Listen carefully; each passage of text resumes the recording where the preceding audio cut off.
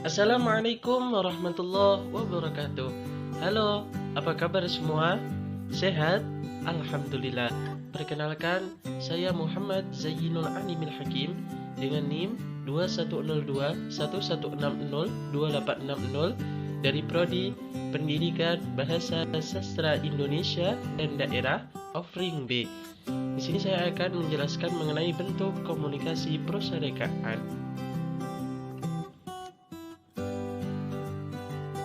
Nah, sebelum melangkah lebih jauh, ada yang tahu nggak sih apa sih prosarekaan itu? Prosarekaan, menurut Aminuddin, adalah kisah atau cerita yang diemban oleh pelaku-pelaku tertentu dengan peranan, latar, serta tahapan dan rangkaian cerita tertentu yang bertolak dari hasil imajinasi pengarangnya ataupun kenyataan, sehingga menjadi suatu cerita yang utuh.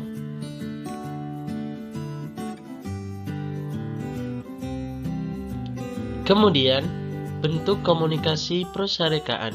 Prosarekaan adalah salah satu bentuk komunikasi. Sastrawan ingin menyampaikan pikiran, perasaan, dan keinginannya kepada pembaca dalam bentuk prosarekaan.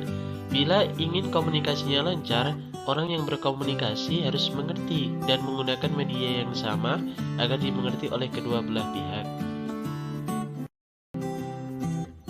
Nah, bagaimana bentuk pengaplikasian komunikasinya?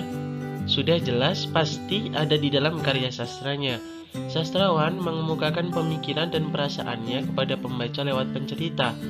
Pencerita inilah yang bercerita tentang tokoh-tokoh, peristiwa, tempat, dan hal lainnya yang ada di dalam karya sastra kepada pembaca atau pendengar di dalam karya sastra maupun kepada pembaca nyata. Jenis-jenis pembaca menurut para ahli.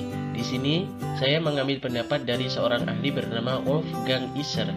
Isser membagi pembaca menjadi dua, yakni pembaca implisit dan pembaca nyata. Pembaca implisit adalah pembaca yang diciptakan sendiri oleh teks untuk dirinya dan menjadi jaringan kerja struktur yang mengandung jawaban yang mempengaruhi kita untuk membaca dengan cara tertentu.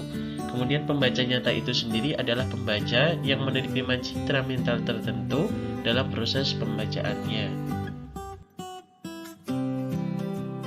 Perhatikan skema komunikasi dalam prosarekaan berikut ini, baik antara pengarang dan pembaca maupun bentuk komunikasi dalam prosarekaan.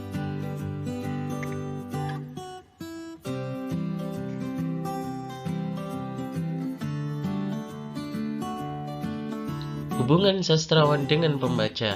Sastrawan dan pembaca adalah dua kutub proses komunikasi sastra yang sedang berperan dalam menghadapi teks atau karya sastra.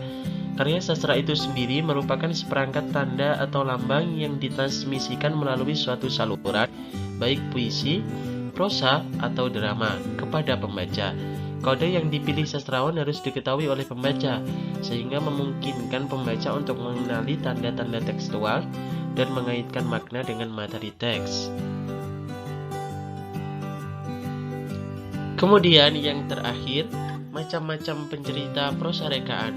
Macam-macam pencerita prosarekaan dibagi atas dua hal, yakni yang pertama berdasarkan keterlibatan dalam cerita dan yang kedua berdasarkan muncul tidaknya dalam cerita.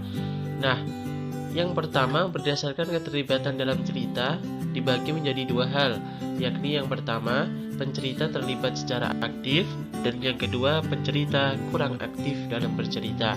Kemudian berdasarkan muncul tidaknya dalam cerita juga dibagi menjadi atas dua hal, yakni yang pertama pencerita yang muncul dalam cerita dan yang kedua pencerita yang tidak muncul dalam cerita.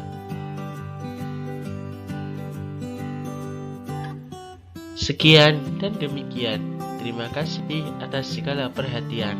Michael Jackson menek klopo sikile kepleset akhiri tiba cekap semanten atur saking kawula mbok pilih lepat nyuwun agunge pangapura. Ila liqa ma'as salamah. Wassalamualaikum warahmatullahi wabarakatuh.